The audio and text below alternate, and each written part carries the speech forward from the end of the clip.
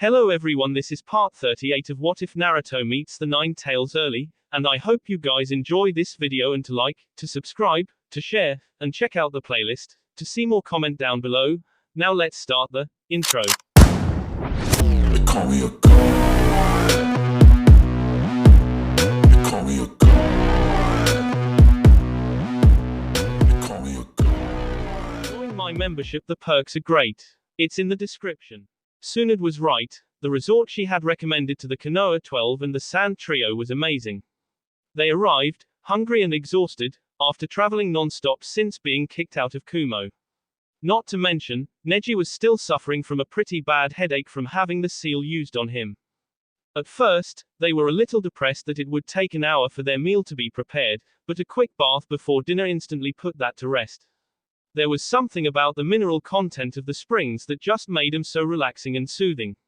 And if it wasn't for Chuji's stomach, they probably wouldn't have gotten out at all. The food only helped make the night more enjoyable. You know, I'm kind of starting to like these group dinners, said Sakura. It's actually nice just to sit down and have fun every now and then.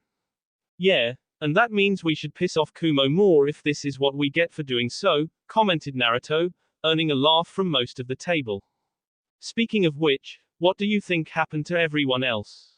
Asked Sakura. I mean, Gaara and Temari are with us, leaving just the Kumo ninja and Fu.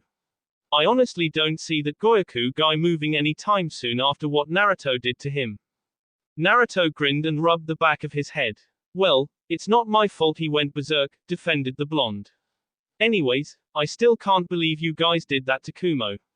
I mean sure, you kicked their A, but that shouldn't give them any right to just throw us out.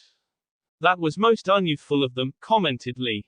At least, Tsunade-sama said we could finish the exam at home, added Neji.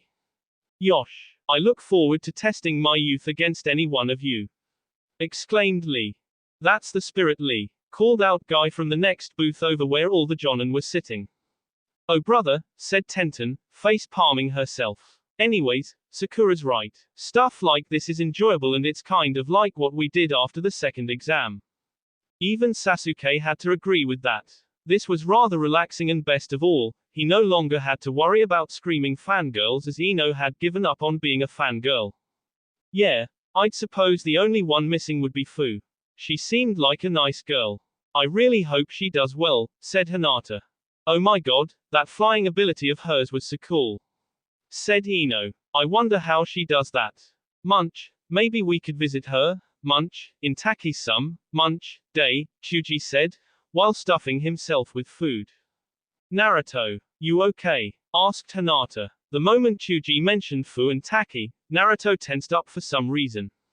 Yeah, I think so. It's just, never mind, he replied. What's the matter? Is this about Fu? She wasn't that bad and Hinata's right, she's actually kind of nice, commented Ino. It's got nothing to do with Fu, although it kind of does, said Naruto. Perhaps it would be best to tell them, said Shino, grabbing Naruto's attention. Are you sure? Asked Naruto. Yes, we all consider her a friend, right? Everyone nodded, slightly confused, at Shino's question. While they didn't know her all too well, they all saw her as a rather nice and friendly person, even if she did keep to herself a little. Then you should know as her friends. That would only help her to know that she has true friends somewhere out there. What do you mean? It's sounding like she has no friends in Taki, said Sakura.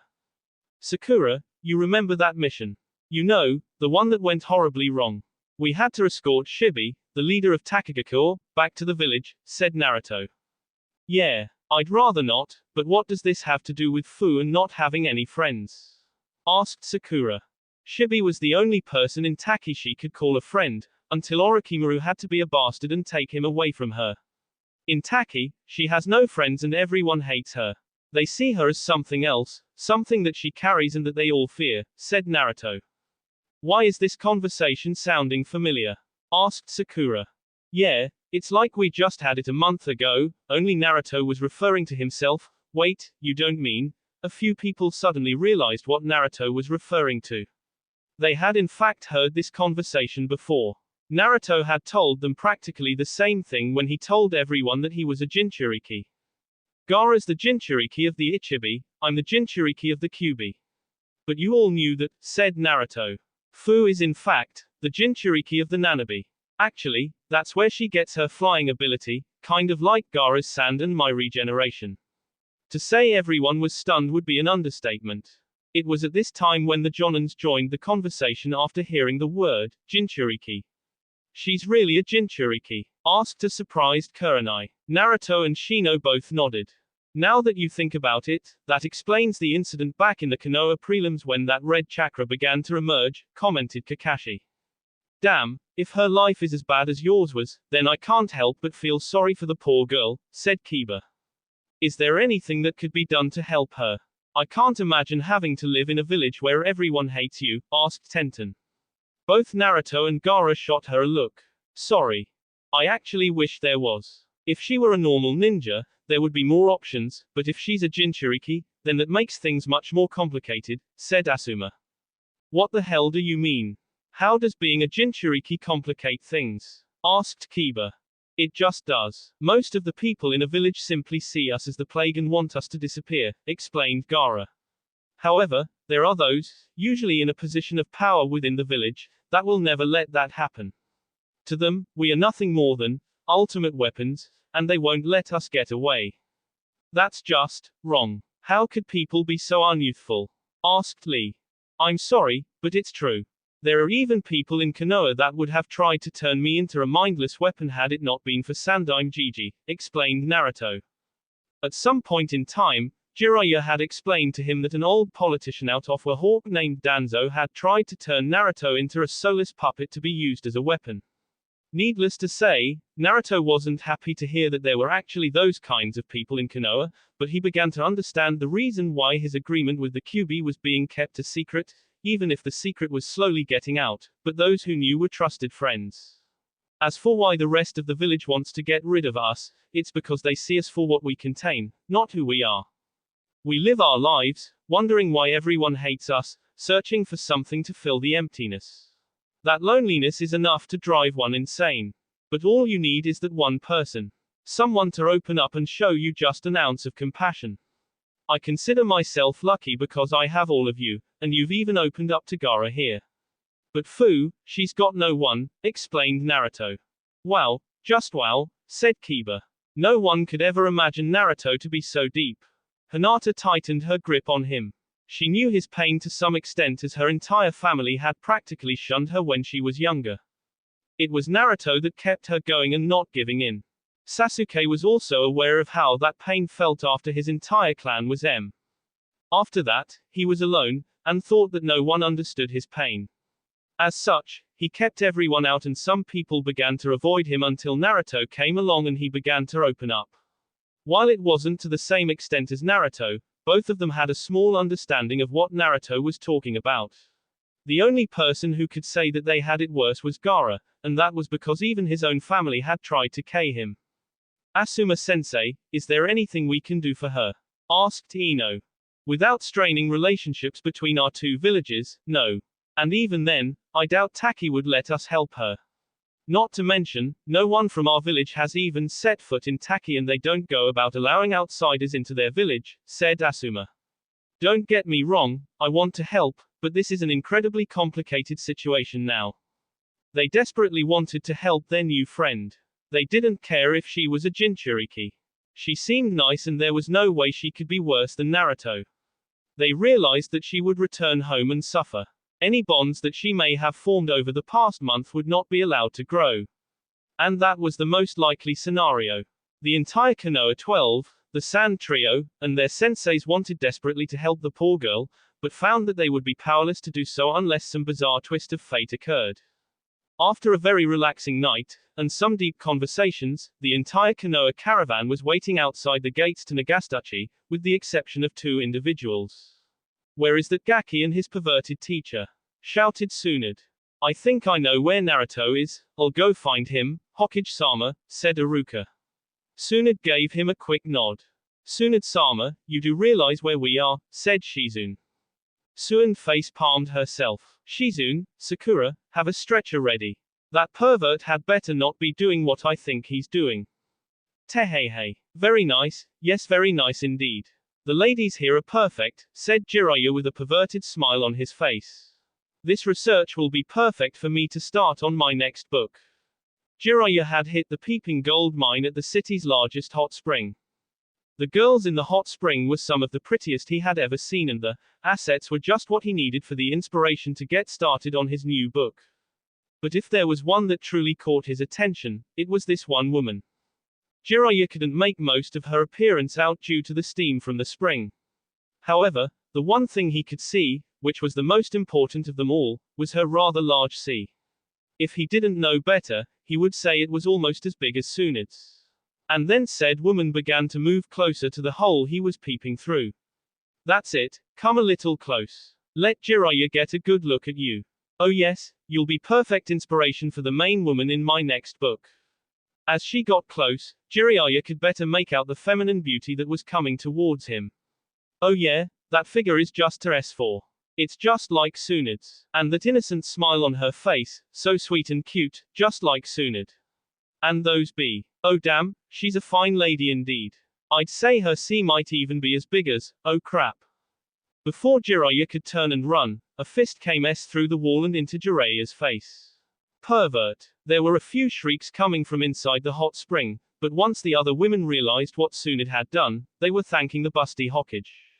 At the very moment that Shizune and Sakura had their medical equipment set up, a battered Jiraiya came crash landing into the center of the caravan, where Sakura and Shizune were waiting.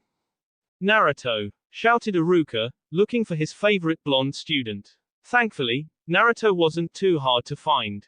The previous night, he had heard Naruto talking about this amazing ramen stand in the capital of the land of hot water. And sure enough, there was Naruto. Naruto, we've got to get going, said Iruka. I know, but I almost forgot to get the special ramen for my passport. Please, can I just get one bowl? Begged Naruto. Iruka sighed. Fine, he said, pulling out a familiar book and handing it to the chef. Make that 2 bowls of the special. Coming right up, said the chef. Wow, you have one too? Asked Naruto. What the hell is up with all these ramen addicts? Thought Kurama. Of course I do. And now that I know you have one, that means we can enjoy the Ichiraku special one of these days, smiled Iruka. Hey, I'm looking forward to that. Only 45 more ramen dishes and then it's Ichiraku, said Naruto. Wait, you're telling me you haven't gotten the dish from Ichiraku? Asked Iruka. No, I've decided to save it for last, replied Naruto. Have you had it? Of course I've had it.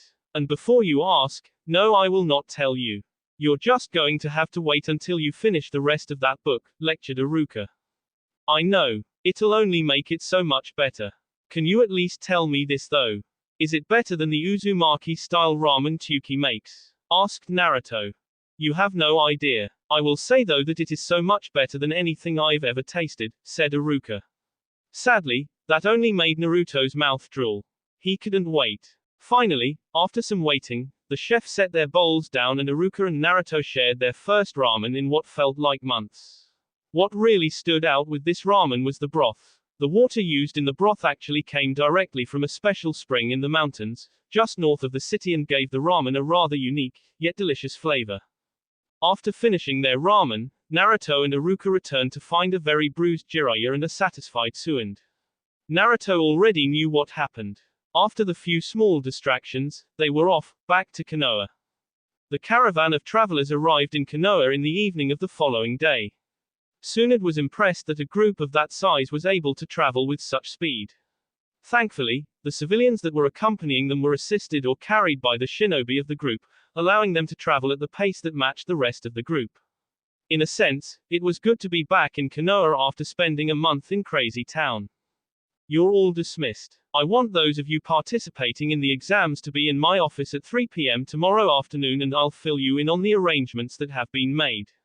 You will have until the fight's off to prepare and rest, said Sunad, dismissing everyone. The following day, Naruto had gone to Ichiraku for lunch, bringing along Team 8 and the rest of Team 7 with him. Both Tuki and Ayami were intrigued by the stories everyone had to share, especially with how they got kicked out of Kumo. In fact, that was the talk of the town, was how the Konoha shinobi were kicked out of Kumo. The entire village found it hilarious that 8 of their shinobi had made up the majority of the final round and managed to piss Kumo off that much. It also gave them something to celebrate at the same time. I still can't believe you guys got kicked out of Kumo, laughed Yuki. I hope you got your passport stamp there, Naruto. If not, then I don't see you completing it anytime soon. All good. I got it taken care of the very first night I was there, grinned Naruto, holding up his passport. That makes 4, 1 from River Country, 1 from Greens Country, 1 from Kumo, and I just got the 1 from Hot Water Country yesterday. Only 45 more and I'll be back for your special dish, Tobio. Hey, and I suppose that trip you're leaving on with Jiraiya-sama will give you quite a few more, said Tuki. That's right, you're leaving soon, aren't you? Asked Kiba. How long will you be gone? Ero Sennin said 2 to 3 years. And he said we'd be leaving sometime shortly after the last round of matches, said Naruto. This only managed to deflate poor Hinata a little. She knew Naruto would be leaving soon, yet she didn't want to face the fact that she would be without Naruto for that long, and Kiba only managed to remind her that that time was coming up pretty soon. Hey Hinata, what's wrong? Nothing, she said. Naruto recognized the slight stutter. While her stutter was practically gone, she did stutter when she was depressed or sad. I just don't want you to leave. Now Naruto was feeling depressed. Hey, don't worry. I know it's for a few years, but I'll be coming back. I don't necessarily want to leave for that long either, but I have to if I'm going to get stronger, said Naruto, trying to cheer her up. I'll tell you what, after the matches and before I leave, we'll go on one more big date, okay? Well, I guess, she said, teasingly and smiling. I can't believe I almost forgot about that. Naruto's leaving for a few years and Kakashi-sensei's taking Sasuke away for a few years as well. All while I'm cooped up in the hospital, thought Sakura. She looked over towards Sasuke, who was enjoying his own ramen. I wonder if Ino was right. I wonder if Sasuke really does have feelings for me. Help, can anyone hear me? Naruto's head popped up as he heard an unfamiliar voice. Naruto? Asked Hinata. She tried to get her boyfriend's attention, but Naruto had entered some sort of trance. Chumei, is that you? Asked Kurama. Kurama, Amy, said Chumei's voice. However, it was really broken and Naruto and Kurama could barely piece it together. You're coming through pretty weak, said Kurama. Fu, danger, was all that could be heard before the mental link was severe. Naruto? Asked Hinata again, giving Naruto a nudge. She figured he was talking to the Kyuubi as he usually did this whenever they were in the middle of some sort of conversation. Naruto then snapped back. Is everything okay? No, we've got to hurry. I just got a message from the Nanabe. Fu's in trouble and she's apparently, said Naruto. What? Shouted the remaining 5 members of the group. If she's we must find her, said Shino. Naruto nodded. Shadow clone jutsu, he said as a clone puffed into existence. Go tell Barkin about this and tell her to be ready. We'll send some kind of signal when we find her. The clone nodded and the 6 of them raced towards the west gate of the village. Racing past the gate, this startled the bored Izumo and Kotetsu, who had been placed back on guard duty. What was that? Asked Izumo. Looks like teams Kakashi and Kurenai, but where are they going? Said Kotetsu. Should we inform the Hokage? Asked Izumo. I don't want to, but we probably should, said Kotetsu as he darted off towards the Hokage's office. A little way out of the village, the group of 6 stopped and Hinata took to the tallest tree around, hoping to be able to see something with her Byakugan. Shino unleashed his insects to search for any hint of Fu's chakra. Naruto created around 100 clones and had them fan out. They weren't sure where Fu was, but Naruto was sure she had to be somewhere in the general area for Chumei and Kurama to make a mental connection. Hey guys, I can smell a small hint of B, said Kiba, pointing in a direction to the northwest of where they were standing. Hinata focused her Byakugan in that direction. She had about a 5 kilometers range that she could extend her vision up to. Thankfully, she found what she was looking for in that field of vision and it wasn't good. You see anything, Hinata? Yes, 3 kilometers northwest. At the bank of a river. She's not looking very good, said Hinata. Right, let's hurry, shouted Naruto, but Shino was well ahead of them. His insects had picked up on the Nanabe's chakra. Tsunade-sama. shouted the Naruto clone, bursting into the door. What is it, brat? I wasn't supposed to be bothered for another few hours, shouted a cranky Hokage. Hokage-sama. Report from the West Gate. Teams Kurenai and Kakashi were spotted leaving the village, reported Kotetsu. Now Tsunade looked at the Naruto clone with interest. You're a clone, aren't you? She asked. The Naruto clone nodded. Then spill it, why is your team and teammate leaving the village without my orders? Sorry, but one of our friends is in danger and we couldn't wait, said the clone. Danger? Who? And what sort of danger? Asked Tsunade. I'm sorry, but can he leave? This is kind of personal, said Naruto, pointing towards Kotetsu. Tsunade motioned for the Chunin to leave, along with the 4 Anbu she had stationed around the office. Okay Naruto, what's going on? Asked Tsunade. You know Fu from the exams? Asked Naruto. That green-haired flying Kunoichi from Taki. Naruto nodded. Well, she's also the Jinchuriki of the Nanabi and well, I kind of got a distress call from the Nanabi saying that she was S. If Furball and the Nanabi can make a mental link, that must mean they're close by, so boss and the others went off to try and find her.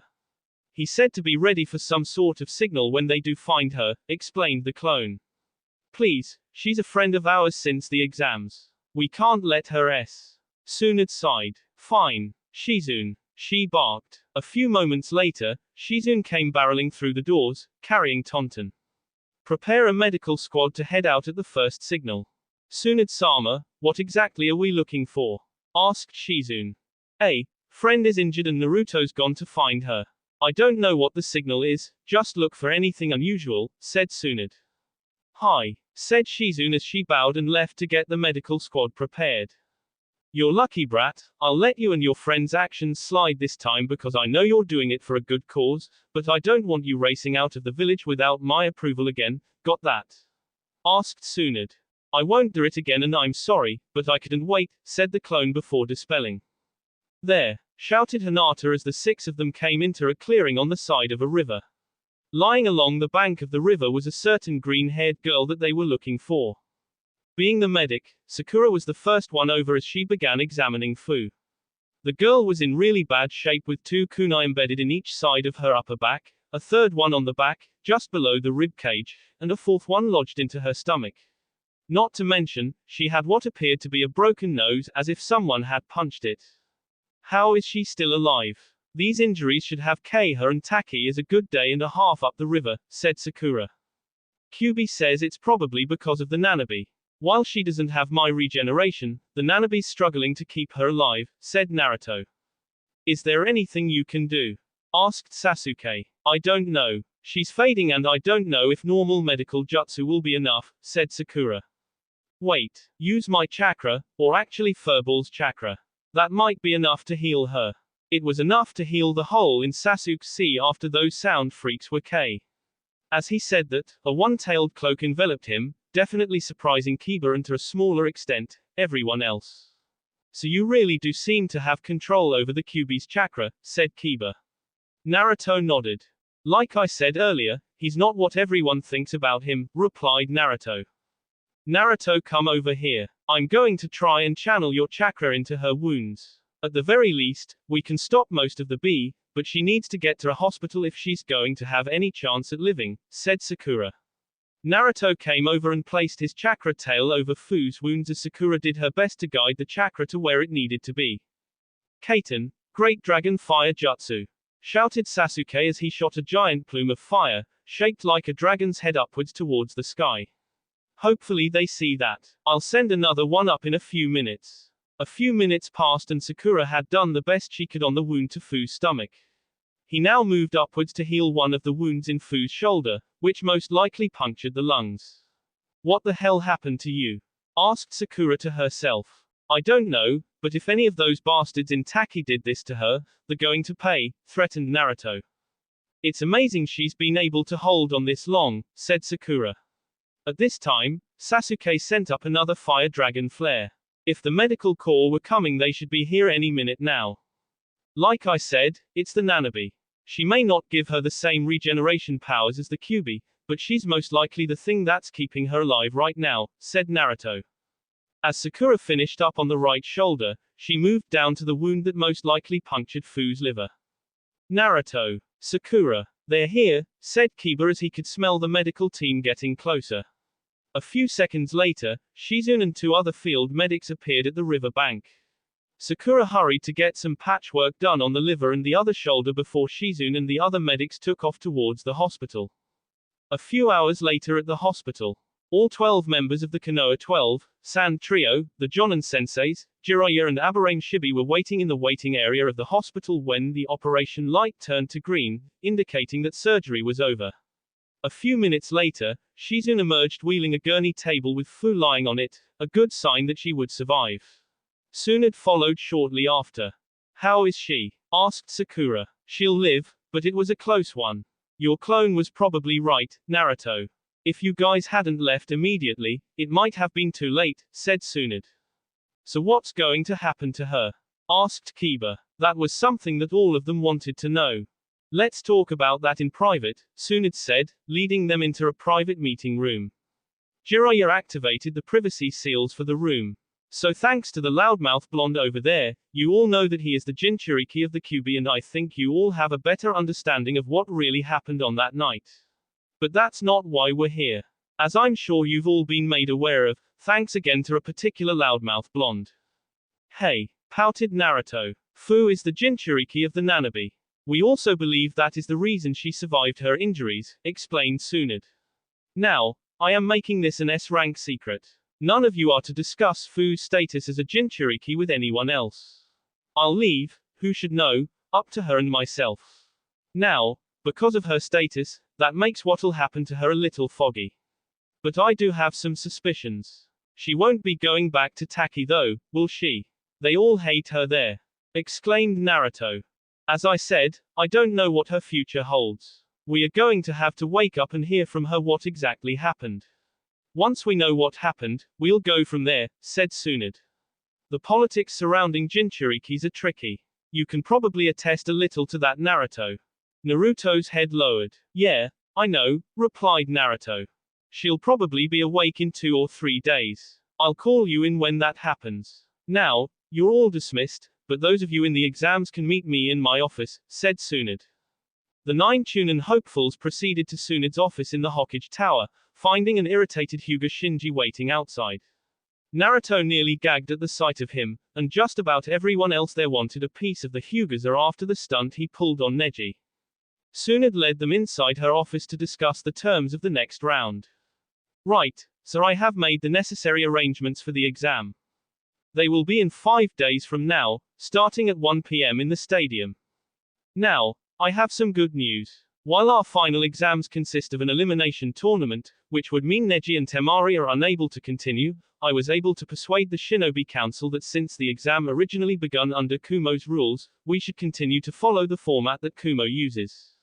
That means that as long as Neji and Temari are able to fight, they are allowed to continue, explained Tsunade. Neji and Temari let out a huge sigh of relief. They were unsure if they would be allowed to continue and they were pretty sure that their matches did not last long enough to impress the judges. Seeing as there are 10 of you, there will be 5 matches and those matches will be chosen at random just before the start of the matches.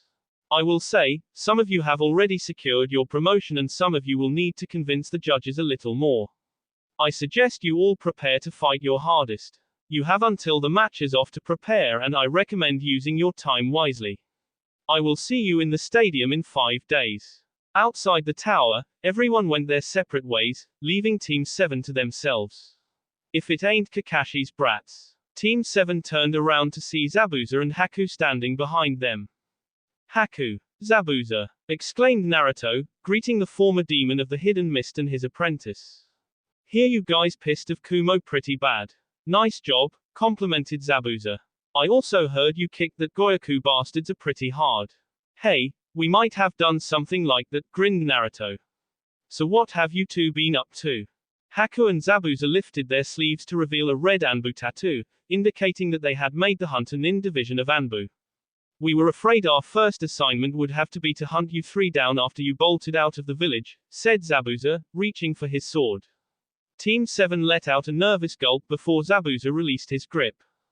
We are also preparing for the Jonin trials that are coming up in a few months, said Haku. Yeah, I've had enough of being a Chunin. I want my Jonin rank back, that way I can go on more exciting missions, complained Zabuza before his attention was diverted towards something. Well, OS. Huh, is something wrong? Asked Naruto. Immediately, Zabuza took off, running as fast as he could. Ha ha, Yosh, have any of you seen my youthful eternal rival? I wish to see how his flames have grown in the past months, said Guy, running towards the 4 members of Team 7.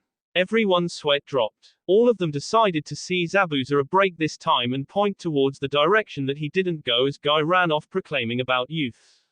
3 days later. Ha, where am I? Said weary green-haired girl. At first, the lights in the room began to strain her eyes, but after a few moments, they began to adjust. Am I? Oh, you're awake, said a female voice. Fu slightly turned her head to see that a nurse was standing in the same room as her.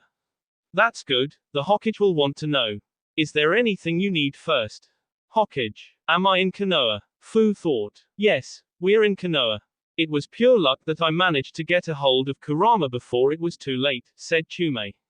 But hey, I am the lucky 7.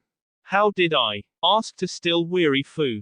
I'll let the Hokage explain that to you when she gets here, said the nurse. Is there anything you need before I go get her? Fu asked for a cup of water and the nurse went to notify Tsunade that her patient had awakened. I can't believe they tried to K me back there. My own team. I thought I was making progress in Taki, I guess not, Fu thought. She turned her head and had a view out the window. It really did look like she was in Konoha. What caught her attention was a bunch of "get well soon" cards on the table next to her. However, if anything moved her, it was a picture with her all bandaged and asleep in the hospital bed with the members of the Konoha 12 lined up along the side, smiling and for some reason, holding up 7 fingers.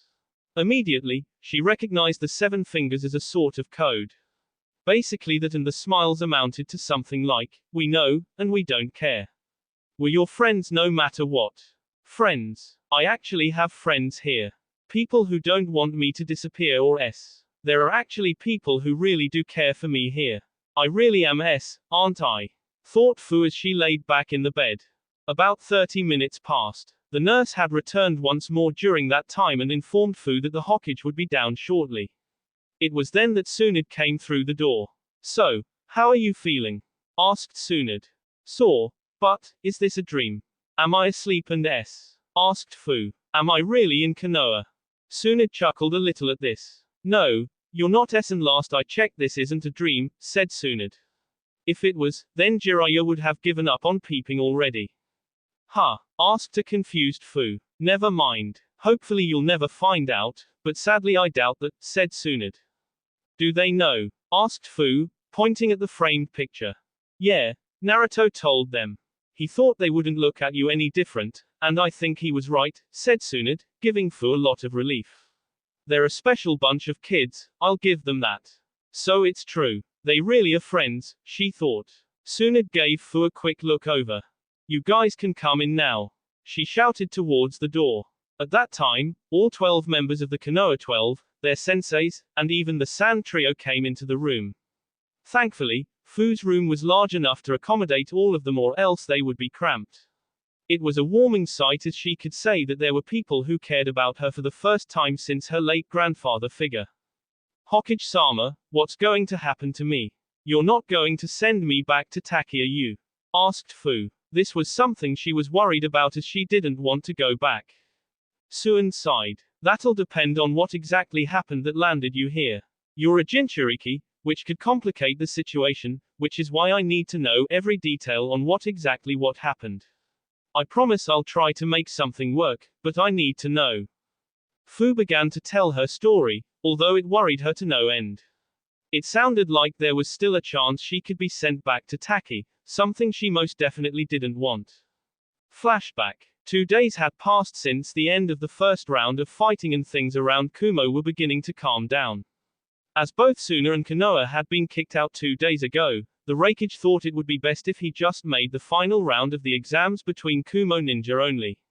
At least that way, he would have an excuse to promote more than just Yugito. Fu was sitting in her room of the inn where she was staying at, thinking of the match she had just fought and the match that was coming up. The expulsion of Konoha from Kumo was also fresh on her mind.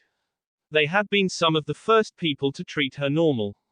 While she wouldn't train with them during the few weeks of training, there was the occasional night where she would run into a few of them and they would offer if she wanted to join them for dinner or something. It made her feel welcomed and normal, if only for a few hours at a time. Despite losing against Yugito in her first match, she still felt like she accomplished something. By being there, she had managed to prove that she was something and was hoping that Shinuki and the other Taki citizens there would look at her differently. However, that match backfired on her. What they saw was the demon inside her trying to take over. She had been talking to the Nanabi more and more ever since Naruto suggested it, and Tsume wasn't as bad as everyone thought. She was just misunderstood, kind of like her vessel. Yet, the people in Taki couldn't wrap their heads around the fact that Fu wasn't the Nanabi or that the Nanabi wasn't the monster they had thought she was. She quickly learned that Tsume seemed like a happy being altogether, even if she was obsessed with luck and a little too energetic at times. Tsume was also the only one willing to train Fu a little, giving the green-haired Jinchuriki the ability to grow wings out of the middle of her back and fly, something that Fu immediately began to love. In fact, if there was anything about being a Jinchuriki that she actually enjoyed, it was that ability. However, to the people of Taki and her teammates, this only reinforced their view that Fu was in fact the Nanabi. As she was in the middle of thought, Fu heard a knock on her door and the voice of her teammate Takaru on the other side. "Pack up your things, we're leaving, freak." Fu let out a depressed sigh. She didn't want to go back to Taki. In fact, if there was anywhere she wanted to go, it was Konoha. She had friends there and at least 2 people who knew about her status as a Jinchuriki and didn't care. A few minutes later, she headed down to the lobby of the inn, to find her team, Sensei, and Shibuki discussing something. They shot her a glare and she was beginning to have thoughts about what exactly they were discussing. She didn't like said thoughts, but she would have rather preferred them over returning to Taki, where there was a good chance she would be confined away for being influenced by the Nanabi. They left in the early afternoon of that day and by the end of the day when they stopped to make camp, they were out of the land of lightning. They stopped to make camp in the land of frost and were about 2 days from Taki. The next day, they passed through the land of hot water and headed slightly south on the path towards Taki. The farthest south that they would go was actually the Valley of the End, on the border of Fire Country and Rice Country. During the entire trip, she had thought about just taking off, and hoping that no one caught up to her and to be honest, if she flew, she could probably pull it off. However, if she did that, then she would most likely be labeled as missing and one way or another, return to Taki if she was caught. It was at the Valley of the End where what she had been fearing all along happened. As they were crossing the gap, jumping across the 2 statues of Senju Harashima and Uchiha Madara, Shibuki made the jump first with Fu second and her team last. As Shibuki landed, he pushed off the statue back towards Fu with a look of intent in his eyes. Before Fu was able to react, Shibuki had driven a kunai deep into her gut, punching her in the face as well. 3 more sharp pains immediately followed as her sensei and teammates drove their kunais into her back, 2 into her lungs and 1 into the liver. They really did do it. They really did me, thought Fu as she plunged down the waterfall and into the river below. Shibuki and her team stood at the top of Madara's head looking down with a satisfied look on their faces. To them, they had finally managed to get rid of Taki's demon. Those spots had all been spots on the body and they were certain there would be no way she would survive that. About a quarter mile down the river, Fu finally resurfaced, struggling to catch her breath as bee filled her lungs. She managed to keep consciousness for a few seconds before slipping into darkness. She was Unbeknownst to her, Tsume had begun filling her system with demonic chakra in hopes of keeping Fu alive long enough to get help. While Tsume and her weren't really that close, the Nanabi had shown Fu some respect for enduring what she had and the last thing she wanted to see was Fu tossed aside like this to Help, can anyone hear me? The Nanabi called out, letting out a small burst of her chakra to carry her message. Night came and Tsume was doing everything she could to keep Fu alive while the green-haired Kanoiki drifted downstream. It was at this point where she wished she had the regeneration abilities of the Kyuubi. Morning came and Tsume was struggling. If help didn't come today, Fu was most certainly going to Help, can anyone hear me? The Nanabi called out for probably the last time. Chume, is that you? Chumai's call was responded this time by another Biju who managed to pick up the same frequency. Thankfully for her, it was Kurama, someone who would actually come to her rescue. End flashback. And that's where my story ended. I thought I was S but apparently not, said Fu. Silence filled the room until a massive key took over. Everyone's attention turned to see a chakra cloak begin to envelop Naruto. This was not Naruto calling on the Kyuubi's chakra. No, this was a pissed off Biju who wanted nothing more than to Taki a new one 9 times over. Hold him down before he does something stupid, ordered Tsunade. Immediately, everyone there dove on top of Naruto, pinning him to the ground. What the hell are you doing? Shouted Naruto in his mindscape. What does it look like I'm doing? I'm going to go K those bastards, declared Kurama. Just stop it, ordered Naruto. And why should I do that? I know you want to K them as much as I do. I can feel it, said Kurama. I'm not saying just to let them go, but if you fought your way out now, there's no way in hell Erosenin will ever release this seal and you'll never get your freedom, argued Naruto. Just wait. The time will come when we can show them not to mess with us. Kurama let out a slight growl. Fine. I'll hold off for now, but the day will come when I will K them without mercy. I will feast upon the pathetic village and laugh, as they learn what happens when you piss off a demon. Honestly, I don't blame you. I want a piece of their as much as you do. But I'm just saying it would do more harm than good right now, said Naruto. Outside his mindscape, the chakra cloak began to recede and Naruto was let up from being restrained. Hey, sorry about that. Naruto let out a nervous laugh and rubbed the back of his head. Furball's pissed. Am I correct? Asked Tsunade. Naruto nodded. With all respect, I think we are all pissed at what Taki tried to pull, spoke Kiba. Akamaru growled as well and then hopped over to Fu's bed and curled up on her lap. Well anyways, that solves the problem, said Tsunade. Huh, what do you mean? Asked Sakura. Is this regarding what's going to happen to Fu? Tsunade nodded. I hate to use this analogy, but it's the best one that fits. One village's trash is another one's treasure. What's that supposed to mean? Fu's not trash, retorted Ino. Tsunade simply laughed, but it was Shino who spoke up. It means that when Taki tried to K her, they forfeited all rights to her as a shinobi of Takagakure. To them, she is trash that they simply threw away, but to us. So does that mean? Exclaimed Fu, getting an excited smile on her face. Yep. Welcome to Konoha, replied Tsunade. Now, before all of you run off and celebrate, there's a few things we need to get straight. I'll work out some form of living arrangements later, but I assume you're going to take up the duties as a shinobi of this village. Hi, exclaimed a happy Fu. Very well, said Tsunade, pulling out a Konoha head protector from her cloak and tossing it to Fu. You will be starting off as a genin. I would allow you to join in on the final Chunin fights for a chance at a promotion, but you'll be lucky if I even let you out of here to watch the matches. That's fine, she said. I'll also get you assigned to a team here shortly and you can begin once you're cleared for active duty. As for your status as a Jinchuriki, we're going to be keeping that a close secret. The only people who will know are those in this room right now and anyone I deem it's necessary that they know. I don't want to give you the impression that this is a Jinchuriki paradise because it's not. Just ask Foxboy over there, an angry mob nearly tried to K him on his last birthday because of his status.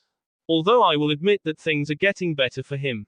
However, by keeping your status as a close secret, that should allow you to live a normal life here, explained Tsunade. That's fine. I would be lying if I said I didn't expect that. As long as I've got people who I can actually call a friend, said Fu, looking around at everyone and getting a bunch of smiles in return. I'll be just fine. Good. And I don't want the rest of you talking about it either. Just use some sort of code like Naruto does, said Tsunade. And I'm also going to have Jiraiya take a look at your seal, make sure it's stable so we don't have the Nanabi creating chaos. Actually, she's not that bad. She can be a little energetic and hyper at times, but it's not like she wants to destroy your village or K anyone, said Fu. Except those bastards in Taki, thought Kurama and Chume at the same time. Looks like we've got two Jinchuriki who won't have too much of a problem controlling their Biju's chakra, thought Tsunade. That may be, but I just need to be sure. I'm also going to have to book you an appointment with Inoiki. I need those memories of what happened doented in case Taki comes poking their heads around. Sadly, all good things must come to an end as Tsunade kicked everyone out so that she could do a proper checkup on Fu's wounds. Still, the tan, mint green-haired Kanoiki couldn't be happier right now. Everyone scattered fairly quick, leaving Naruto and Hinata alone in the middle of the street, which was fine. Naruto actually had to go shopping for clothes as the outfit that he had gotten in Kumo was of fairly low quality and was already starting to wear. Hinata dragged Naruto to the clothing store where she got his jacket that one year and the one that her family frequently shops at. Naruto hesitantly entered, fearing he would get kicked out like at every other store that he went into, but he was surprisingly mistaken. Well, if it isn't Uzumaki Naruto and Hyuga Hinata. Those were some great fights the two of you had, said the store owner. Naruto was slightly confused he wasn't getting shoved out of the store or charged for even stepping foot inside the store, but it was apparent that the owner had actually witnessed Naruto's fight in Kumo. The owner was a male, probably in his early 30s with short brown hair and a pencil mustache above his upper lip. Don't worry, I'm not going to throw you out. After seeing you stand up to that monster, I want to say that you've earned my respect and I do want to humbly apologize for any misconceptions I may have had in the past. Thanks said Naruto. Sorry, I'm Fazaku Maikigo, owner of the best clothing store in Konoha. And if I'm correct, the origin of that orange jacket you used to wear. By the way, what happened to it? Asked Maikigo.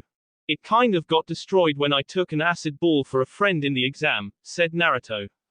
I am impressed that it lasted that long and took something like that to destroy it. Well, I would certainly hope so. My clothing lines for shinobi are the best after all. Now, what can I do for you? Asked Maikigo. Are you here for kimonos for the Festival of the Budding Leaf that's in a little over a week away? The Festival of the Budding Leaf was effectively the celebration of the founding of Konoha, and unlike the Kyuubi festival, Naruto was left alone on this night. He just never went because that event was usually an event where families and friends went to. However, he actually had friends that he could go with this year. And based on the way Hinata was squeezing his arm, it was obvious that she really did want to go with him. Actually, I came here to get a new ninja outfit. I kind of got this one after my jacket was destroyed in Kumo, but it's wearing already, said Naruto. Maikigo took a quick look over the blonde. Poor quality indeed. I'm not surprised Kumo would give you something like this, he said.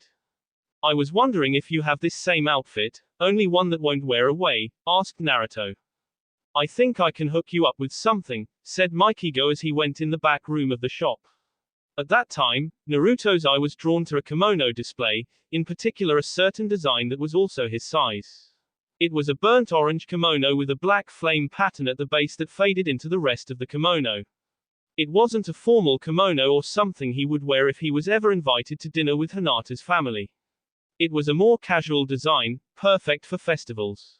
Find something you like, said Maikigo, appearing out of nowhere with a smile on his face and startling Naruto. Before Naruto could react, Hinata was pulled into him by Maikigo. You know, the festival is a perfect night for couples. This caused the two to blush slightly.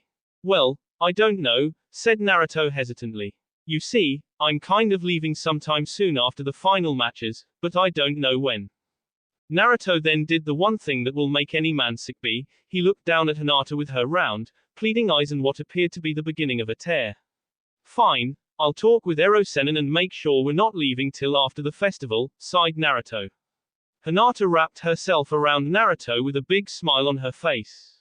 Naruto left the store having spent what he used to spend for clothes after all the shops overcharged him, only this time he had 3 pairs of black ninja pants, 3 long-sleeved orange shirts, a black vest that resembled the one he had in Kumo, only it had scroll pockets on the front instead of 2 large pockets, and he also got the red Uzumaki swirl embroidered onto it. He also ended up with that orange kimono and a happy Hinata after promising to go with her to the festival. All in all, he spent about 4,000 ryo, the same he used to pay, only he got about 4 times as much clothes and they were better quality. Now, all they had to do was find Ero-Sennin. He was actually much harder to find. Naruto's first choice to look was at the hot spring, but Jiraiya surprisingly wasn't there. It took nearly an hour of he and Hinata running all over Konoha to find him coming out of the hospital after having his jaw looked at and checking on Fu's seal. "Ero Sennin!" shouted Naruto. "Gaki!" growled Jiraiya. He still didn't like Naruto calling him Ero Sennin in public. "So what's up with you two?" "Hey, I wanted to ask if we could leave after the festival that's coming next week," said Naruto. Jiraiya got that perverted look on his face. "Oh, and I suppose you two wanted to go, hee, giggled Jiraiya. "Gah, stop thinking like a pervert," shouted Naruto as Hinata began to blush a little. "Well, seeing as me and Hinata wouldn't see each other for years, we were hoping you could see us some slack and not leave until after the festival." Fine, we'll leave 2 weeks from now. Meaning 2 days after the festival. That should give you plenty of time to. Jiraiya glanced towards Hinata and got the perverted look on his face, only flustering Naruto more and turning Hinata red.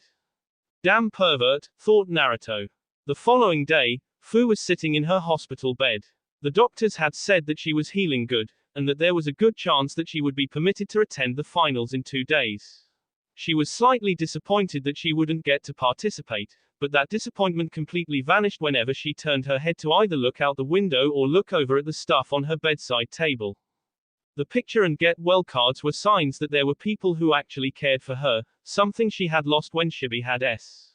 It was actually a funny coincidence when Shino and his father, who was also named Shibi, came to visit earlier. Next to the picture, rested her new headband. For her, it was more than just a headband, it was a sign of hope. Even though she had nearly S, she defied the odds and was able to get away from the hellhole that was Taki. It signified a new chance for her, one where she could have a chance to start over and where there would actually be people who care for her. A knock came on the door and Shino stepped inside. "Hello," he said. "How are you doing today?" "Shino, nice of you to stop by," said Fu, letting a slight smile come onto her face. "I'm actually doing much better. So what did you stop by for?" "I came to offer you a proposition," said Shino. "Huh?" asked Fu, tilting her head and looking at him with a slightly confused look. "What are you talking about?"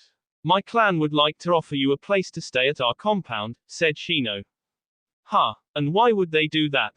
Is it because of what's inside me?" asked Fu, now a little taken back. "I won't lie and say that is not a reason. They are curious about the Nanabi. I have told you about my clan's practices about us being living hives for our insects, and while that is normally the case for anyone living in our compound, they have agreed to make an exception for you," said Shino. "But that is not why I requested that you be allowed to live there. I asked because I see you as a close friend and I felt that it would honestly be best for you. I believe that my clan and I can be beneficial to your development, and also that we are some of the only people in Konoha who may be able to relate to you, besides maybe Naruto. Due to their clan practices of implanting a colony of insects into their children at birth, the Aberrames were often seen as weird and even treated as outcasts by some of the non-shinobi population. However, this didn't bother them as they were supported by the rest of their clan. Still, they had some idea of the way Jinchuriki were treated, even if it was to a lesser extent than an actual Jinchuriki. At first, Fu wasn't quite sure what to think. She didn't want to stay there because of the Nanabi, but began to think differently when Shino gave the second half of his reasons. "Are you sure there aren't any other reasons why you want me to live with your family?" asked Fu, almost teasingly. "Are there? Yes. To me, you are a close friend and I feel this will only help strengthen our friendship," said Shino. Fu smiled and even managed a slight blush. I guess she saw this as Shino's way of flirting with her. He may seem kind of weird at first, but he's a good guy and even kind of cute, thought Fu. "Thank you, I'll consider it." "Please do. Now, I am sorry, but I must go and prepare for the matches tomorrow," said Shino before leaving. To say the stands were packed would be an understatement. For Konoha, this was a huge treat for them. They weren't expecting another Chunin exam in almost 2 years, and the most recent exam was interrupted when Orochimaru attacked. What only made things better was that these 10 compeers had done what most couldn't believe. They had pissed Kumo off more than anyone in Konoha, save the Yellow Flash, had done. And it didn't stop there. Word had spread about Naruto's victory over the Jinchuriki of the Rokubi. At first, most people ignored it, but word spread rapidly and now people were beginning to ask the question, who really is Uzumaki Naruto? And for the first time, some people saw the blonde as something other than the demon brat. What some of them saw was a young ninja with a ton of potential, standing against a raging Jinchuriki, and come out the victor. In fact, if there was anyone who was a demon brat, right now, it would probably have to be Hyuga Shinji. If there was one thing that had spread around Konoha faster than news of Naruto's victory, faster than Konoha's triumph, faster than even the last Uchiha's victory, it was the shameful stunt that Shinji pulled. There were people all over Konoha calling for Shinji to be sealed, but the only thing saving him was his main branch status in the Hyuga clan.